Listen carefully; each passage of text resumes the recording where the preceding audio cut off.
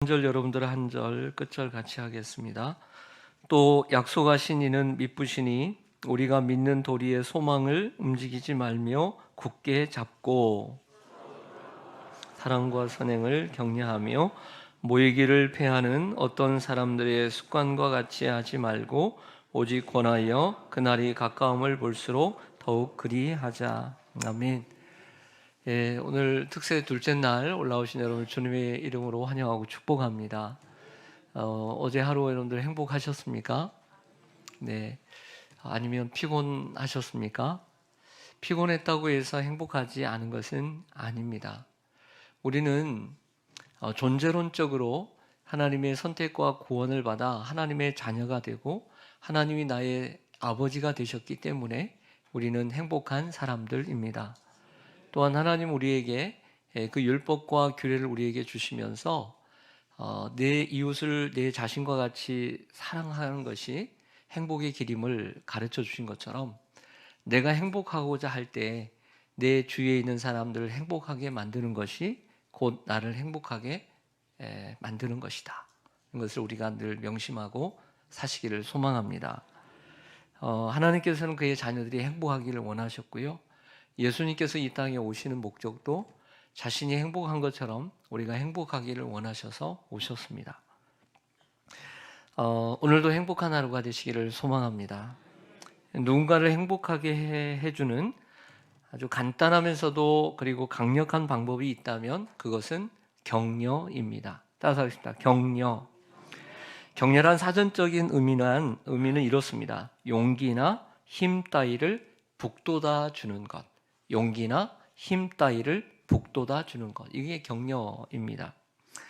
성경에서 격려로 번역된 헬라어는 파라클레시스인데요. 이 단어는 가까이라는 파라라는 헬라어와 부르다라고 하는 칼레오가 합쳐진 단어로 직역하면 가까이 가서 가까이서 부르다는 뜻입니다. 하지만 의역을 하면 격려란 누군가에게 가까이 다가가는 것이고 격려를 할 때 그 사람의 현재의 모습이 아닌 장차 더 나아질 미래의 모습을 생각하며 말하는 것. 이것이 바로 헬라어의 격려라는 뜻이고요. 또 파라클레이토스라고 하는 주님이 우리에게 주신 약속하신 성령, 보혜사 성령의 이름이 바로 이 격려자, 위로자라는 어원과 같은 단어입니다. 우리 한번 생각해 보죠. 여러분이 인생을 살아오면서 적어도 잊을 수 없는 격려를 받아본 적이 있을 것입니다. 내 평생에 잊을 수 없는 격려를 받아보고 그것을 기억하고 계실 것입니다. 혹은 그 격려를 칭찬이라고 할 수 있을 것입니다. 그 잊을 수 없는 격려와 칭찬의 기억이 여러분의 삶에 용기를 주고 힘을 북돋아 주었을 것이고 그 칭찬과 격려가 지금도 여러분들에게 유효할 것입니다. 그때를 한번 생각해 보십시다. 여러분에게 칭찬과 격려를 아끼지 않았던 그 상대방이 여러분을 격려할 수도 있어서 격려했겠지만 격려를 안 할 수도 있었다는 거죠. 그렇죠? 격려를 하고 안 하는 것은 그 상대방의 자유인 거죠. 근데 격려를 안 할 수도 있었지만 격려를 해줬기 때문에 여러분들은 그 격려와 칭찬을 받았고 그 격려와 칭찬이 기억에 남아서 지금까지도 힘과 용기가 되었고 지금도 유효하고 이후에도 유효할 것입니다. 사랑하는 여러분, 이처럼 격려는 누군가를 행복하게 해주는 것이다 라고 정의할 수가 있습니다. 우리는 때때로 어떤 사람들을 생각할 때는 칭찬할 게 없고 또 어떤 사람을 생각할 때는 격려할 게 없을 정도로 그런 사람들이 있을 수 있습니다. 그러나 우리는 그런 사람들에게까지도 격려를 해줘야 한다는 것을 예수님을 통해서 배우게 됩니다. 하루는 예수님께서 제자들에게 물으셨습니다. 너희는 나를 누구라 하느냐? 아무도 대답을 하지 못하고 주저하고 있을 때 아마 시몬 베드로가 나서서 이렇게 대답을 합니다. 주는 그리스도시요 살아계신 하나님의 아들이시니이다. 그러자 이 베드로의 고백에 예수님이 너무 기뻐하시면서 바 요나, 바라는 말은 아들이란 뜻이거든요. 요난의 아들, 요한의 아들 시몬아, 내가 복이 있도다. 이를 내게 알게 하니는 혈육이 아니요 하늘에 계신 내 아버지시니라. 또 내가 내게 이르노니 너는 베드로라. 이때 이름을 바꿔주신 것 같기도 해요. 너는 베드로라. 내가 이 반석 위에 내 교회를 세우리니 음부의 권세가 너를 이기지 못하리라 라고 하셨습니다. 우리가 그 베드로 하면 생각나는 성경의 대목들이 몇 군데 있죠. 생각나시죠? 여러분 어떤 대목들이 생각나십니까? 한번 몇 군데가 생각이 나실 겁니다. 뭐 바다 위를 걸을 때 나중에 이제 빠져가는 것도 있을 것이고 여러 가지 대목이 있을 텐데 베드로에게 긍정적인 대목이 생각난다면 오늘 본문입니다. 그렇죠? 베드로의 긍정적인 대목들이 별로 없어요. 근데 베드로가 잘한 대목 하나 생각하면 마태복음 16장이에요. 대답 하나 잘했어요. 근데 이걸로 그는 수지를 맞았어요. 왜? 거기에는 예수님의 격려가 있었기 때문이죠. 얼마나 극찬하셨습니까? 바요나 시몬아 내가 복이 있도다 라고 얘기했습니다. 요즘식으로 얘기하면 훌륭해, 참 잘했어, 최고야, 합격, 이런 말이었죠. 마치 예수님께서 극찬하시면서 자리에서 일어나서 기립박수를 하신 것과 같다라고 볼 수 있습니다. 사실 베드로는 어떻습니까? 성격이 급하고요. 그리고 조심성도 부족하고 자기가 잘난 줄로 알고 언행을 일삼는 사람이었습니다. 그래서 예수님은 베드로가 잘못했을 때 바로 뒤에도 보면 사탄아 내 뒤로 물러가라 라고 하시면서 무섭게 혼내기도 하셨고요. 때로는 오늘 밤 닭 울기 전에 내가 나를 3번 부인하리라고 부드럽게 충고도 하셨습니다. 그러나 예수님은 베드로의 그 좋은 점을 끄집어내셨다는 거죠. 그 부정적인 많은 것들이 있음에도 불구하고 좋은 점을 끄집어냄으로써 베드로를 세워가셨어요. 이게 바로 격려입니다. 베드로가 예수님을 3번 부인하고 실패를 했습니다. 3번 부인했어요. 맹세하고 저주까지 했습니다. 여러분 포기할 수 있어요? 없어요? 있을 수 있죠. 나를 그렇게 사람들 앞에 모른다고 하고 부정했는데 내가 얼마만큼의 사랑을 많이 줬는데 포기할 수 있어요. 하지만 포기하지 않으시고 먼저 찾아가셔서 요한의 아들 시몬아 내가 나를 사랑하느냐? 라고 물으시고 아무 대답도 하지 못하고 주님께서 아십니다 라고 할 때 뭐라고 얘기합니까? 내 양을 먹이라 하시면서 무한 용서하시고 무한 격려하셨습니다. 예수님이 이렇게 부족한 베드로를 격려함으로 세워주셨다는 거죠. 여러분 또한 예수님처럼 격려자가 되어야 될 줄로 믿습니다. 그 격려자가 되어질 때 사람을 세울 수 있습니다. 여러분 주위에 있는 사람들은 대부분 베드로처럼 부족한 사람들입니다. 베드로처럼 성격도 여러분과 맞지 않고 아주 특이한 사람들이 있습니다. 그 사람은 베드로와 같이 실수도 많이 한 사람일 수도 있고 용서하기 힘든 실수를 범한 사람일 수도 있습니다. 그럼에도 불구하고 여러분은 그 사람을 용납하고 격려할 수 있어야 합니다. 그게 참 격려자입니다. 그 사람의 부정적인 면 때문에 긍정적인 면까지도 다 지워버리면 안 되는 거죠. 긍정적인 부분을 끄집어내어 그 사람을 세워가야 합니다. 예수님은요, 베드로의 부정적인 면들을 분명히 아셨어요. 때로는 혼내기도 하시고 조용히 충고도 하셨습니다. 그러나 그가 잘한 부분은 드러내놓고 제자들 앞에서 극찬을 하셨습니다. 이름까지도 바이라고 말씀해 주시고 칭찬해 주셨죠. 그것이 베드로가 살아가는 데 있어서 큰 격려가 되지 않았을까요? 마치 제가 처음 여러분들에게 물어본 것처럼 여러분 인생을 살면서 누군가가 여러분들에게 해준 그 위로와 격려가 큰 힘이 된 것처럼 베드로에게도 예수님의 이 격려가 그 칭찬이 큰 힘이 되지 않았을까라는 생각을 해보게 됩니다. 사사기 6장에 보면 그 당시 이스라엘이 하나님 앞에 죄악을 범해서 미디안이라고 하는 족속에게 7년간 지배를 당하는 상황을 연출하고 있습니다. 이때 당시 이제 얼마나 그 미디안이 고통스럽게 하고, 그리고 그 먹을 것, 입을 것 다 가져가다 보니까 먹을 것조차 없어서 너무나 궁핍하게 되자, 그때서야 하나님께 이스라엘 백성들이 부르짖게 되죠. 하나님께서 그 부르짖음을 들으시고 그들을 구원할 사사를 세우시게 되는데, 그 사사가 바로 기드온입니다. 하지만 기드온은 오늘 성경을 사사기 6장을 읽어보면 참 겁이 많은 사람이었고요. 그리고 스스로 약하고 작다고 생각하는 사람이었습니다. 하나님께서 이런 기드온을 세우실 때 사용한 방법이 또한 무한 격려였고 끊임없는 격려였음을 알 수가 있었습니다. 자, 이를 확인하기 위해서 하나님과 기드온과의 대화를 잠깐 들어보기를 원합니다. 기드온이 뭐 하고 있었냐면 미디안 사람들 몰래 밀을 타작하고 있었습니다. 그것까지 빼앗길까 봐.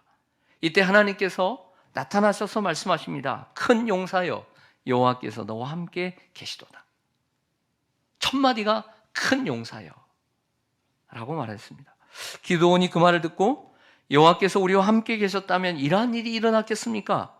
하나님께서 우리를 버리셨기 때문에 미디안의 손에 넘기신 것입니다. 부정적인 대답을 합니다. 이럴 수가. 그러자 하나님께서 너는 가서 이스라엘을 미디안의 손에서 구원하라. 내가 너를 보냈느니라. 다시 격려하십니다. 그러자 기드온이 뭐라고 얘기합니까? 오 주여, 내가 무엇으로 이스라엘을 구원하리이까? 보소서, 나의 집은 므낫세 중에 극히 약하고 나는 내 아버지 집에서 가장 작은 자입니다. 라고 대답을 하죠. 또 꽁무니를 뺍니다.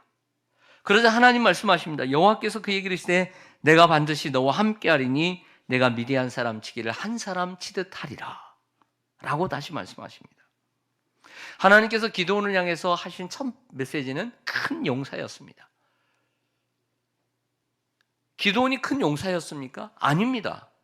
작은 용사도 아니었습니다. 겁쟁이였습니다. 자기를 작다고 생각하는 사람이었습니다. 믿음도 없었습니다. 하나님의 말씀에 순종하지도 않았습니다.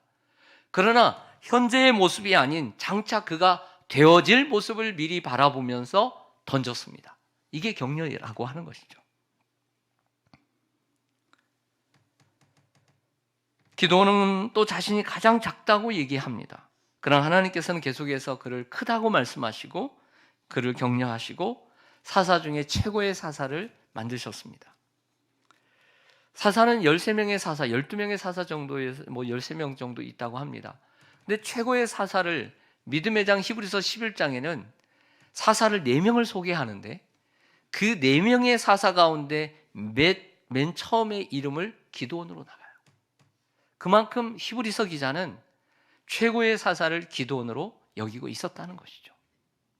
성도 여러분, 우리가 교회 생활하다 보면 베드로와 같은 성도도 만나게 되지만 반대로 기드온과 같은 소극적인 성도도 만나게 됩니다.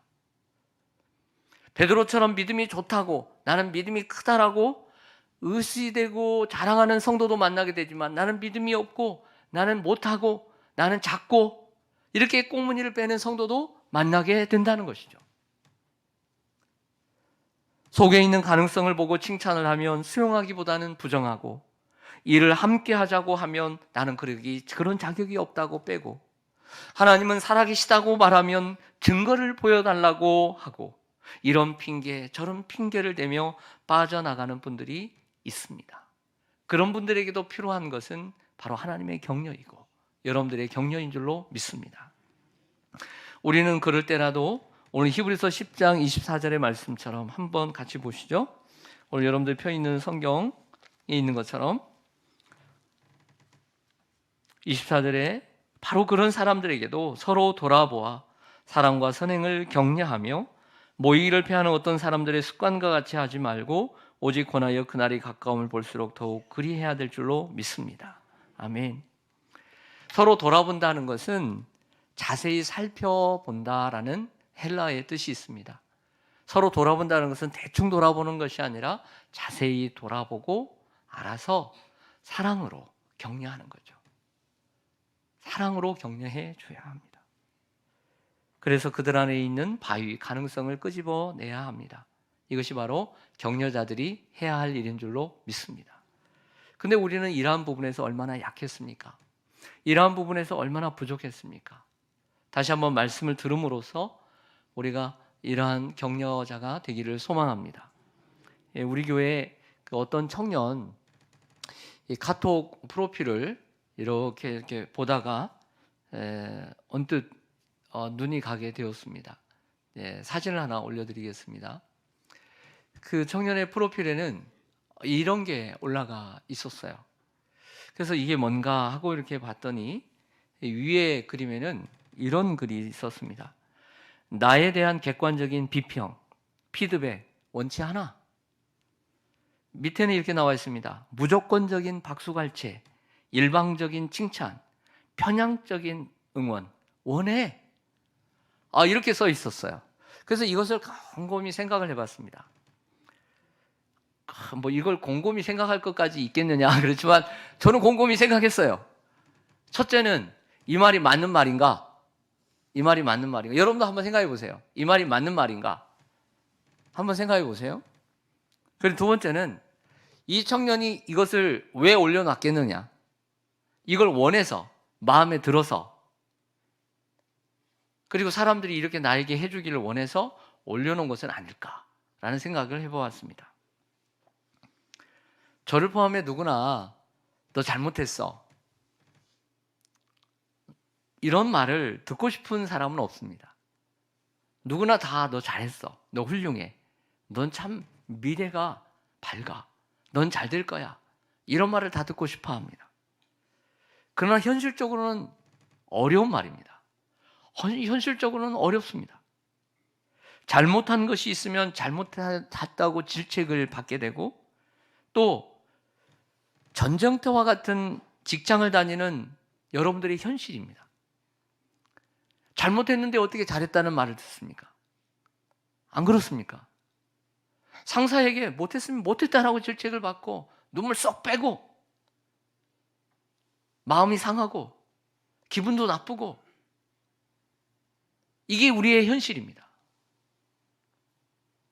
어떻게 보면 그래야 하는 것이 맞는 것 같습니다. 그래서 이것이 맞는 말인가? 라는 생각을 해보게 됐다는 것이죠. 어떨까요? 그러나 우리는 여기서 중요한 한 가지를 이 글을 통해서, 이 사실을 통해서 놓쳐서는 안 된다고 생각합니다. 내려주셔도 되겠습니다. 자, 왜 우리가 이 중요한 한 가지를 놓쳐서는 안 되느냐? 그것은 우리가 살아가는 이 세상, 이 사회는 사람들을 낙심시키려는 음모가 숨어 있기 때문입니다. 누군가에게 질책을 들으면 기분이 상하고 낙심도 되고, 또 우리 스스로가 부족하다고 믿게 되고, 이 공동체에 내가 필요 없는 존재구나 라는 생각까지 하게 됩니다. 그러나 우리는 이럴 때일수록 하나님의 전신갑주를 입어야 합니다. 왜냐하면 하나님의 전신갑주는 악한 날에 능히 대적하고 모든 일을 행한 후에 서기 위함입니다. 이 세상에는 자기 잘난 맛에 사는 사람이 많습니다. 하지만 반대로 자기가 부족하다고, 그리고 너무나 나는 부족한 사람이라고 생각하고 여기고 하는 사람도 너무 많다는 거예요. 그렇기 때문에 우리는 때때로 객관적인 비평보다 무조건적인 응원이 필요하기도 하다는 것이죠. 사랑하는 성도 여러분, 우리가 살다 보면 베드로 같은 사람, 베드로 같은 성도도 만나게 되고요, 적극적인 사람, 자기 잘난 맛에 사는 사람도 있고요, 기도원처럼요 늘 부족하고 늘 정말 주눅 들어가지고 나는 정말 약하다고, 나는 할 수 없다고, 교회 와서도요 믿음 좋은 사람도 있지만요 난 늘 믿음이 부족해요, 교회 도움이 안 돼요, 그런 사람도 있어요. 그런 분들에게도 격려가 필요하지 않겠습니까? 잘하는 부분이 있으면 민망해할 정도로 칭찬을 해주고, 그리고 격려로 적셔줘야 합니다. 그리고 잘한 부분이 있으면, 부족한 부분에도 있으면, 잘한 부분이 있으면 참 열심히 칭찬해주고 인정해주는 말을 해야 합니다. 또한 그 사람이 현재 모습이 아닌 장차 더 나아질 미래의 모습을 생각하며 말해 주어야 합니다. 그것이 격려이고 그 사람에게 주는 행복입니다. 할렐루야. 그리고 때로는 상사가 그럴 수 있어요. 상사가 칭찬을 잘하는 상사일 수 있고 질책을 잘하는 상사가 있을 수 있어요. 하지만 그 질책에 너무 주눅들어서 나는 못하는구나, 나는 필요 없구나, 나는 이 공동체에 있을 사람이 아니구나, 너무 그러지 말고요, 하나님의 전신갑주를 입고 그 악한 날에 능히 대적하고 이길 수 있는 마음, 멘탈이 필요해요. 할렐루야. 그런데 그런 사람들이, 늘 질책하는 사람들이 어느 날 한순간에 저 정말 가뭄에 정말 저기 비 하나 떨어지듯 나에게 칭찬을 했다. 그건 정말 극찬인 거예요. 그걸 잡아야 돼요. 그걸 잡아야 돼요. 그걸 잡고 열심히 하면 돼요. 할렐루야. 그래서 격려는 또 다른 사람, 다른 사람에게 주는 행복이다 할 수 있습니다. 할렐루야. 그래서 오늘도 행복을 주는 사람이 되기를 소망합니다. 그럴 때 여러분도 행복해질 것입니다. 네, 기도하겠습니다.